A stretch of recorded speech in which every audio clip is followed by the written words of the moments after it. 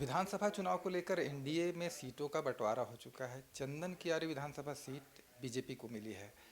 चंदन कियारी से विधायक हैं अमर बावरी, वे नेता प्रतिपक्ष और बीजेपी विधायक दल के नेता भी हैं। उनसे बात करते हैं, वो हमारे साथ हैं।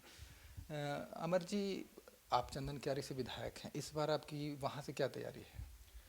हम चंदन कियारी के आशीर्वाद से, चंदन कियारी जनता के आशीर्वाद से लगातार 2 बार से विधायक हैं। तीसरी बार भी चंदन कियारी की जनता का आशीर्वाद मिलेगा। चंदन कियारी की जनता प्रतिनिधित्व का मौका देगी और इस भ्रष्टाचारी सरकार को, इस अत्याचारी सरकार को, इस बांग्लादेशी घुसपैठियों के संरक्षक सरकार को उखाड़ फेंकने के लिए इस झारखंड की धरती से चंदन कियारी एक कमल खिला करके भेजेगा। आप नेता प्रतिपक्ष भी हैं और विधायक दल के नेता भी हैं, तो आपके पास जिम्मेवारी आपके ऊपर ज़्यादा है स्टेट में, तो पार्टी आपसे और क्या अपेक्षा करती है और आप पार्टी के उम्मीदों पर कितना खरे उतर पाएंगे? पार्टी जो भी अपेक्षा करेगी वो सारे के सारे उम्मीदों पर हम लोग खरे उतरने का ईमानदारी के साथ प्रयास करेंगे। बाकी दल के दायित्व के अनुसार हम लोग लगातार इस सरकार को और इस सरकार के फेलियर को जनता के बीच रखने के लिए लगातार हम लोग प्रयासरत रहते हैं। आपके माध्यम से हो या आंदोलन के माध्यम से हो या फिर जहाँ जिस तरह से विधानसभा के प्लेटफॉर्म का उपयोग करके हो, हम लोगों ने इस सरकार की असफलता को, इस सरकार का अत्याचार को, इस सरकार के तमाम उन बिंदुओं को दिखाने का काम किया है जिसके कारण आज झारखंड तबाह है। कौन कौन से बड़े मुद्दे हैं जिनको लेके आप चुनाव में जाएंगे? वायदा खिलाफी, 5 लाख बेरोजगारों को रोजगार देने का वायदा, 5,000 से ज़्यादा बेरोजगारी भत्ता देने का वायदा, 72,000 प्रत्येक गरीब परिवार को साल में देने का वायदा, 2,000 चूल्हा खर्चा देने का वायदा, अनुबंध कर्मी, संविदा कर्मियों को प्रमोट करने का वायदा।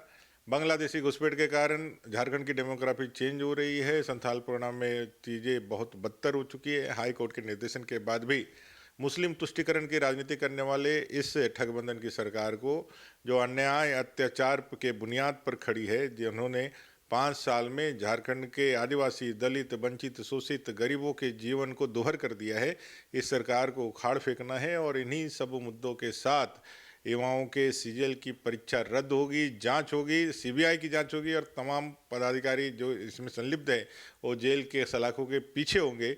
इस कमिटमेंट के साथ हम लोग जनता के बीच में जानने वाले हैं।